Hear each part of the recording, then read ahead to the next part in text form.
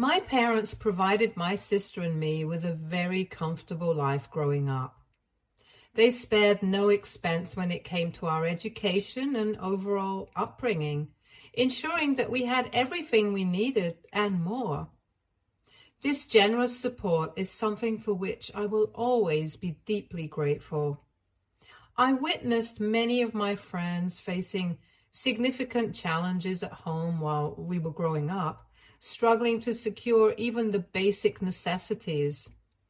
It was a stark contrast to my own experience, where such struggles were absent. Our household was one of abundance where material needs were effortlessly met. Despite the wealth and comfort, I always tried to remain grounded. I was acutely aware of the privileges our parents' hard work and success afforded us. This awareness fostered a sense of gratitude within me. I never viewed our financial status as a reason to feel superior to others. Instead, I saw it as a fortunate circumstance that came with the responsibility to remain humble and empathetic towards others. I tried to take care of my friends as much as I possibly could. For example, if one of my friends didn't have any lunch money for the day, I would offer them my lunch or give them some of my pocket money so that they could buy something from the cafeteria and eat what they preferred. It was important to me that my friends never felt left out or deprived. Similarly, if a friend liked a particular lipstick brand but couldn't afford it, I would try to save up my own money so I could buy it for them as a birthday gift. It brought me joy to see their faces light up when they received something that they wanted but couldn't have. These small gestures were my way of showing appreciation for my friends and trying to share the good fortune I had been blessed with. It was never about flaunting wealth, but about using it in a way that could make a positive difference in the lives of those I cared about. My sister Ruth, however, took a different path. She often let our family's wealth shape her interactions with others, developing a sense of superiority because of it. This difference in our perspectives created a noticeable divide in how we related to our peers and approached life. While I valued humility and gratitude, my sister seemed to embrace the advantages of our affluent upbringing in a way that often made her appear entitled. While Ruth and I did have the same set of parents and received the same material comforts, there was a significant difference in our experiences growing up. When I was born, my parents were still in the early stages of their business, working hard to establish themselves and onboard new clients. Those initial years were a time of struggle and perseverance, and I saw firsthand the effort and sacrifices they made to build a stable life for us. By the time Ruth was born, the business had flourished and our family was enjoying the fruits of my parents' labor. As a result, Ruth grew up in a different environment, one of financial security and abundance. She never witnessed the lean years or the hard work that went into creating the comfortable life we enjoyed. To her, it seemed as though our parents had always been successful and affluent. I guess this is also why we had such a different outlook towards life. When I would share stories about the modest house I grew up in and the challenges our parents faced in their business initially, Ruth would often react with disbelief. She would scrunch up her nose and dismiss my accounts as impossible, unable to reconcile the idea of our parents ever being anything less than well off. To her, the notion of our parents having a period of struggle was inconceivable, and she would ask me to not recount this to anyone in school, since she did not want to admit to anyone that our family ever struggled in any way. I always hoped that Ruth's naivety and sense of entitlement would fade as she grew older, expecting that maturity and life experiences would eventually make her more understanding and grounded. Unfortunately, that change never came. Despite the passing years, Ruth remained steadfast in her beliefs, always taking for granted the privileges we were afforded. As you can imagine, this disagreement in our thinking was what would cause multiple fights between us. For instance, if one of our friends wore clothes from a less expensive brand, Ruth wouldn't hesitate to point it out in a condescending manner. She might say something like, "Oh, I didn't know they still made those. I only wear designer labels," making our friend feel self-conscious and inferior. Similarly, during school events or parties, Ruth would go out of her way to flaunt her latest gadgets or expensive accessories. She would casually mention how our parents had just bought her the newest smartphone or designer handbag, ensuring everyone knew about her high-end possessions. This behavior of hers always made me uncomfortable, and if I ever asked her to be humble or to not say certain things in front of others, she would argue that she was just speaking the truth and that it wasn't her fault that people were poor at school. This would infuriate me, as I couldn't stand watching her belittle others and misuse the advantages we had. If you're wondering whether our parents supported Ruth's childish behavior towards others, I hate to admit it, but they did. My mother in particular was very much like Ruth in her attitude.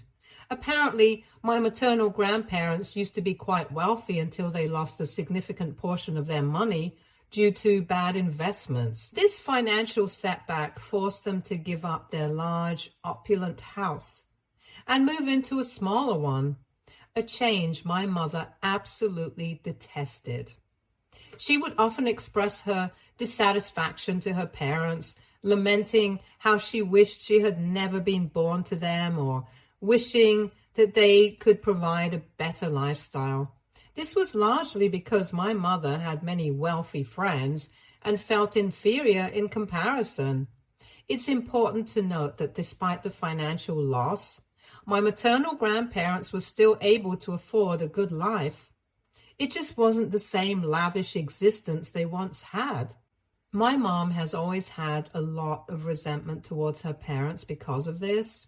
Hence, when Dad's business started going well and they shifted to a wealthy neighborhood, my mom finally felt at home. She loved the fact that people looked at us differently and we could now go for extravagant vacations without worrying about the money. Her sense of privilege and entitlement also rubbed on Ruth, who's exactly like her. She always seemed to support Ruth's sense of superiority, perhaps because she saw in Ruth a reflection of her own past frustrations and desires. Unfortunately, this support only reinforced Ruth's behavior towards others, making it even more challenging for her to develop a grounded perspective on life and the privileges we enjoyed. When I first started dating, my parents had different pieces of advice to offer. My dad wanted me to find a good, hardworking, dependable guy to marry. He emphasized the importance of character, integrity, and reliability in a partner. My mom, on the other hand, had a very different perspective. She insisted that I should marry into a wealthy family so that I could enjoy a lavish lifestyle and she could gain access to wealthier friends within her social circle. I felt bad that she was essentially using me to climb an imaginary social ladder, valuing status and wealth over genuine connection and personal happiness. This pressure made my early dating experiences quite challenging. When I first started dating, my mom would often interfere and tell me how the guy wasn't good enough for me and kind of pressured me to break up with them. This resulted in a few fights, after which my dad had a talk with my mother and she decided to keep her mouth shut about my dating life. However, I also quickly realized over the years that many men in the real world were more interested in my family's wealth than in who I was as a person. They saw me as a ticket to a comfortable and affluent life, rather than appreciating me for my personality, values, or aspirations. This realization was disheartening and made it difficult for me to find someone who was genuinely honest and kind, someone who could emotionally support me and be my pillar of strength. I often found myself questioning the motives of those who showed interest in me, making it hard to trust and form meaningful connections. This is why when I first met Robert, I wasn't that excited initially. I assumed he, like every other guy before him, would light up at the mention of my family's wealth and try to get me to talk about my dad's assets. However, Robert turned out to be different. He didn't give 2 cents about what my dad had or the kind of lifestyle I grew up in. Instead, Robert asked me the important questions. He wanted to know how I felt growing up with my family. He was genuinely curious about whether my family looked after me or if they were too busy with their own schedules. He even asked if I felt lonely and miserable growing up. These questions showed me that he was interested in me as a person, not as an extension of my family's wealth. Robert's focus on my feelings and experiences rather than my family's financial status was refreshing and comforting. It was the first time someone had taken the time to understand my personal history and emotions rather than just my family's material wealth. This approach made me realize that Robert saw me for who I truly was, and it marked the beginning of a meaningful connection between us. Unlike me, Robert had a humble upbringing, yet he never made me feel like I was just a money bag to him. He would take me out on dates, to small cafes, and treat me like a queen. I loved how he was so confident in who he was and never felt inferior or put me down, unlike many men I had encountered in the past. Robert's lack of a big ego and his genuine appreciation for life stood out to me. He wasn't trying to impress me with grand gestures or extravagant outings. Instead, he focused on creating meaningful experiences and showing me genuine care and affection. This authenticity made me feel valued and cherished in a way I hadn't felt before. Robert's ability to see and appreciate the simple joys in life without feeling the need to compete or prove himself created a sense of stability and comfort in our relationship. This is why when I introduced Robert to my family, I was quite nervous since I was serious about him and wanted to see if he could fit in with my family. I was particularly worried about how my mother and sister would react, given their tendency to put others down. During lunch, my dad engaged Robert in a conversation about his business and listened attentively as Robert talked about his job. Robert was quite frank about his humble upbringing and expressed gratitude for where he was now. My dad appreciated Robert's honesty and humility, but I could see the disdain in my mother's face throughout lunch. She was utterly disappointed in me, and after lunch refused to talk to me directly, fuming that I had been dating someone like Robert.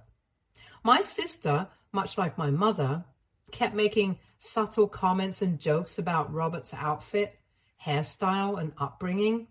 These remarks irritated me, and I repeatedly told her to stop. It was disheartening to see them judge Robert based on superficial aspects rather than his character and the way he treated me. Despite their negativity, Robert remained polite and composed, which only reinforced my feelings for him, and highlighted the stark contrast between his genuine kindness and my family's superficial judgments. After lunch, my dad shared his thoughts with me privately. While he acknowledged that Robert seemed like a wonderful guy, he expressed concerns that Robert might not be able to provide me with the same lifestyle I was brought up with. My dad was worried about my future comfort and well-being. Fearing that I might have to compromise on the material aspects of life I was accustomed to. I understood his concerns, but felt it was important to explain how Robert made me feel truly seen and heard. I told my dad that I was willing to compromise on lifestyle if necessary, because Robert and I were compatible in many other more meaningful ways. Robert's kindness, understanding, and the way he valued our relationship meant more to me than just maintaining a luxurious lifestyle to show off in front of others. My dad appreciated how hardworking Robert was and recognized the genuine connection we shared. It was a relief to have at least one parent start to see what I saw in Robert, giving me hope for a future where my family would accept and support our relationship. However, my mother and sister made their disapproval of Robert abundantly clear. They criticized everything about him and insisted that he wasn't a good fit for our family. My sister went so far as to stalk his entire family on social media, showing me pictures of their lifestyle and highlighting how terrible it was compared to ours. Just to give more context, Robert was doing quite well in his sales job when he met me and lived in a very good neighborhood in his own apartment. He had always been open and honest with me about his background and his family situation, so I was not surprised by any information that Ruth threw at me. I tried to explain to my sister that she had no right to put Robert's family down, since he had no way to choose which family he was born into. I emphasized that Robert had worked incredibly hard throughout his life to achieve his current status and deserved to be appreciated for his hard work. I told my sister that while I understood Robert didn't have the same kind of materialistic wealth we were used to, his heart was immense and he was genuinely kind-hearted. Robert was the kind of person who would willingly give up his own plate of food if it meant I could eat. His selflessness and dedication to our relationship were qualities that I deeply valued. Despite the negative opinions from my mother and sister, I knew Robert's character and the genuine love and respect he showed me were what mattered most. I also shared this perspective with my mom, since she kept voicing unnecessary concerns about my relationship with Robert. I emphasized to her that I would rather work hard and build a future with someone like Robert, who truly valued and appreciated me, than marry into a wealthier family where I might never be valued for who I am. Despite my attempts to explain my feelings, my mother and sister didn't respect my decision and continued to insist that I should break up with Robert as soon as possible and find a more eligible bachelor. Several times they tried to set me up with other more privileged men, believing that a wealthier match would be more suitable for our family. At times they went to great lengths to trick me into going on dates with other guys. They would call me to meet up for a movie or at the mall, only for them to not show up, and then would suddenly spring me with the news that they had set up a date for me. They would pressure me into going on dates with these men that they had supposedly arranged. If I ever tried to cancel my dates, they would tell me how it would reflect poorly on them and that people would talk about our family. This manipulation left me feeling uncomfortable and frustrated, as I had to awkwardly turn down these poor men during our dates and explain that I was already in a relationship with my partner, Robert. As you can imagine, these experiences led to more frequent arguments with my mother and Ruth. I tried to make them understand how their actions were crossing my boundaries and causing me distress. But they never seemed to grasp the extent of my frustration. Their lack of respect for my choices and feelings only deepened the conflict between us. This is why, when Robert finally proposed to me after 3 years of dating, I was already prepared for my mother's harsh reaction. She openly expressed her disappointment, accusing me of embarrassing the family by choosing to associate with someone who was beneath us. Her words felt like a blow to my happiness, as she seemed unable to see beyond her own materialistic concerns. Ruth, too, was upset. She refused to pick up my calls or offer any congratulations for my engagement, further adding to the tension between us. Her refusal to acknowledge this significant moment in my life was deeply hurtful, reflecting her ongoing disapproval. My dad, in contrast, took a more neutral stance. While he seemed genuinely happy for me, he also expressed some doubts. He urged me to consider a prenuptial agreement before marriage, citing various concerns about how Robert might potentially steal money from us. I was quite sad by my family's reaction to such a happy occasion in my life. It bothered me immensely how they were always so selfish and focusing on protecting themselves and their wealth rather than on my feelings and happiness in my life. However, despite the mixed reactions from my family, I remained committed to my decision to marry Robert. When it came time to plan our wedding, Robert and I decided we wanted to handle the expenses ourselves. We were determined not to ask for any financial support from our parents. All I hoped for was that my family would be present at the wedding and celebrate this joyous occasion with us, without any complaints. However, just a day before the wedding, my parents requested a one-on-one meeting with me. During this meeting, my mother took the lead in expressing her dissatisfaction, telling me that the wedding was a huge mistake. My mother kept saying how Robert just didn't match our lifestyle and how she felt ashamed of being associated with someone who was just a useless sales guy. She said her friends' daughters were marrying into wealthier families while I was apparently downgrading myself by being associated with this man.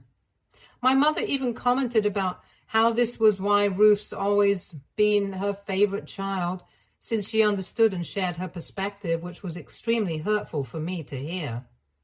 In the back of my head, I always knew my parents didn't love me as much as they loved Ruth, but she had never been so outright open about her feelings until that day. My dad also kept saying how worried he was that I was marrying without a prenup, and went on to threaten me that he would not ever give me any money in the future or leave me with any properties if I didn't get a prenup before getting married. He kept saying how he didn't work so hard for another man to steal it away from us. I tried to reassure my parents, explaining that Robert genuinely loved me and that while he wouldn't mind signing a prenup if I asked, doing so would be unfair to him. I knew Robert well enough to be confident that he would never take a penny from me regardless of what happened. Despite my efforts to convey this, my parents' worries and judgments persisted and they refused to back down. As a last resort, my mother issued an ultimatum, threatening that if I didn't heed their concerns, she and my dad would not attend the wedding. She also said that my dad would not walk me down the aisle. I was stunned by her threats and looked at my dad, hoping he might counter her stance. Instead, he nodded in agreement with my mom, telling me that I was walking on clouds and needed to understand their perspective as well. He expressed that he would prefer to cut me off now rather than risk being financially exploited by Robert later during my divorce. Their reactions were deeply hurtful and disheartening. I felt overwhelmed by the gravity of their threats and their refusal to support what was supposed to be one of the happiest moments of my life. Their unwillingness to accept my choice and their focus on potential financial pitfalls rather than my happiness left me in tears. Thus, I reached a breaking point. I decided that I would rather live a life without my unsupportive parents than a life without Robert. My love for Robert and the life we were building together were far more important to me than their acceptance. I uninvited my parents from the wedding and walked out of their house, promising to never come back. Looking back, I'm glad I made that decision. Even 5 years later, Robert and I are happily married, and he has never made me feel that choosing him was a mistake.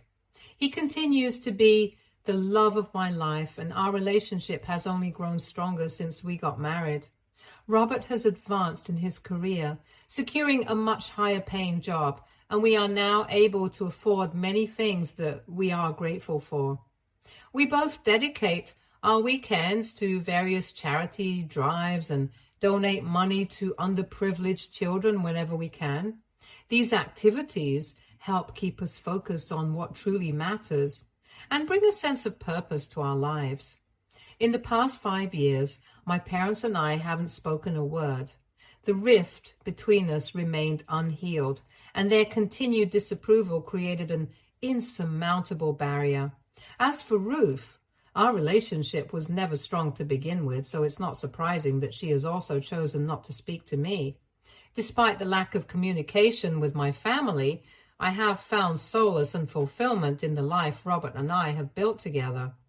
This is why, when my mother called me out of the blue yesterday, I was quite taken aback. Initially, I ignored her calls, unsure of what to make of them. Given the long period of silence and the strained nature of our relationship, I was reluctant to engage. However, a swirl of thoughts raced through my mind. Perhaps there was a medical emergency or something had happened to my dad. So I decided to answer when she called me for the third time. The conversation began in an awkward silence. Neither of us knew quite how to bridge the gap that had grown over the years. My mother eventually broke the silence with small talk, asking if I was doing well. I didn't want to be outright rude, so I answered her question politely, but I also wanted to address the reason for her unexpected call. I asked her directly why she had reached out after all these years of estrangement. This was when my mother slowly admitted that she and Dad had been keeping tabs on me and Robert over the years. She revealed that they were pleased to see how well we were doing. Despite their earlier disapproval, it seemed they had been watching from a distance and were satisfied with our progress. However, the real reason for her call became clear when she explained that she believed I was the only person she could turn to help out with the situation regarding my sister Ruth. According to my mother, Ruth was involved with a wealthy man who had serious issues, including a drinking problem and a gambling addiction that had led to a lot of debt. My parents had tried various approaches to break them up, but Ruth had refused to listen to them. She was determined to stay with this man because she believed he could provide her with the life she had always dreamed of. However, the situation had deteriorated further. The man Ruth was involved with had started to ask my dad for money to pay off his debts. Despite his reluctance, Dad had helped out with a few $1,000s just because he wanted to make Ruth happy. Yet, the man had kept pressing our parents for more money, and they had now reached their breaking point. My mother insisted that they needed me to step up as the older sibling and have a serious talk with Ruth about her rebellious actions for dating such a man. She argued that since Robert and I had managed to turn our lives around over the years, my sister needed to learn from my example. My mother urged that I was their last hope and told me that I needed to keep our differences aside and help my younger sister out in whatever way I could. My mother's revelation was startling. At this point, I realized my parents were looking to me, not just for support, but for a resolution to Ruth's ongoing issues. And maybe my mother thought I could potentially help out by paying off the guy's debts. So I asked my mother to stop talking and reminded her that she needed to stop using terms like older sister and family when speaking to me. I pointed out that she, Dad, and Ruth had all refused to communicate with me for years. It felt disingenuous for her to suddenly invoke these familial roles when they had been so distant and unsupportive. I wanted her to first acknowledge the long-standing issues between us and the emotional distance that had been created before expecting me to step in and resolve their problems with Ruth. However, my mom refused to apologize and told me that she and Dad did what they thought was right at the time and that I needed to let the past go. AITA, if I refused to help out my parents after the way they treated me and Robert? Update 1. Wow, when I posted this, I had no idea that so many people would support my decision. I'm genuinely taken aback that I was not wrong to think of not helping out my parents, even though they seemed desperate. I do agree that I deserve to get a proper apology from them after all these years, and that they have no right to ask for my help just because they have no one else to turn to. Update 2. It turns out I received a call from Dad today, just 2 days after Mom reached out to me. He started by apologizing to me for everything and told me how blinded he was to not see and appreciate Robert for who he was. Dad then explained the various problems he's been facing in his business since Ruth became involved with her boyfriend. Apparently, the man has a very bad reputation, and understandably, potential investors and clients are now hesitant to be associated with my dad due to this connection. Dad admitted that he had lost a significant amount of money trying to pay off Ruth's boyfriend's gambling debts, but the man just never learned his lesson. He expressed that, given the severity of the situation, him and Mom believed I was their only remaining option. They hoped I could help Ruth see the consequences of her actions and persuade her to reconsider her relationship with someone who had already caused so much trouble. This is when I suggested to Dad that he needed to do exactly what he had done to me 5 years ago. I told him that since no one could force Ruth to see the error of her ways because she was a grown adult woman, he needed to stop supporting her lifestyle with her boyfriend and should cut her off just as he had done with me. Dad remained quiet as I continued, reminding him that he had no hesitation in cutting me off, even though it turned out he was wrong about Robert. I told him that if he had been willing to do that to me, he should have no problem applying the same approach to Ruth, given her current situation. I made it clear that aside from this piece of advice, I owed nothing to them, and that their problems with Ruth were not my responsibility to solve. I have no idea if my dad will actually listen to me or not, but he didn't argue with me any further. Update 3. A quick update. After my phone call with Dad, my mom called me in a fit of anger. She was outraged, calling it distasteful for me to suggest that Dad cut off Ruth, and blamed me for the fact that Dad was even considering it. She yelled that I was supposed to talk sense into Ruth, not convince Dad to abandon her. I simply laughed and told her she needed to stop calling me and expecting me to help her precious daughter when she had no problem abandoning me during my wedding. I reminded her that I had only suggested an idea to Dad, and ultimately it was his decision to make. I reiterated that their problems with Ruth were not my concern. Since that conversation, I have blocked both of my parents from my phone. The recent interactions have taken a toll on my mental health, and I no longer want to be involved with my family in any way. Honestly, I don't care what happens to Ruth. I hope this is a lesson for my parents for always having treated me differently. I'm quite happy with Robert currently and want to focus on the life we share. Stay tuned for more stories from our girl.